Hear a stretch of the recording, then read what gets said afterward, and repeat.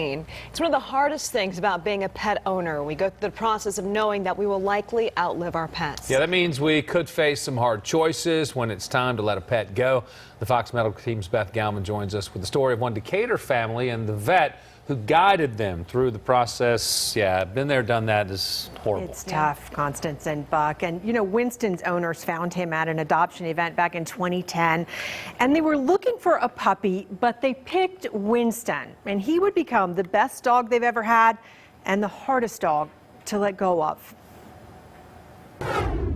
He's so sweet. Catherine McGarity never considered herself a dog person until she and her husband, Hunter Harris, met Winston. It was almost like he was like, you need me, I need to be your first dog. I knew right away there was something really kind of special about this dog. I mean, he was not like other dogs. And just like that, the 7-month-old rescue puppy with the old soul look in his eyes had snuggled his way into their hearts and their home. And the first night that we had him, I told Hunter that he was going to sleep in the bed with us, and that was just the way it was going to be. And that's how it was for almost 5 happy years.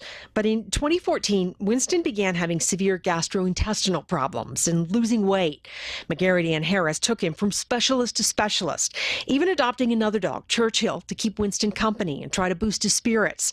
But Winston didn't get better. So a family friend took these photos as Catherine and Hunter began to realize that Winston was slowly slipping away from them. He never lost anything up here. He was always the same up here. It's just we had to watch this big, beautiful dog shrink to nothing. When doctors agreed Winston was near the end, McGarity found Dr. Lauren Cassidy of Lap of Love, who specializes in end-of-life care for pets. And Winston was an amazing pet for me to be able to work with. Cassidy, who goes by Dr. Lauren, spent 8 years working in a traditional veterinary practice. But that changed one day when a client asked her to euthanize a beloved family pet, not in the clinic, but in their home. And it wasn't until I went into a home the very first time that I realized the difference being at home made for the family and for the pet. Today, Dr. Lauren spends a lot of time on the road, visiting pets at home, taking care of their pain, and helping their families when it's time to say goodbye. Every single time, almost, that I go into a family's home, they ask me, how do you do this every single day?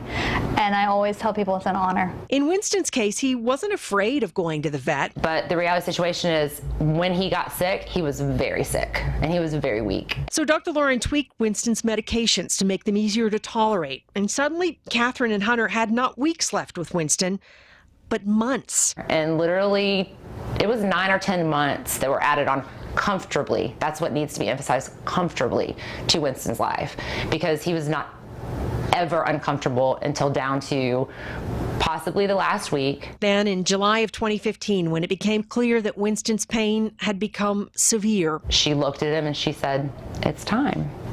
It's time. It's okay.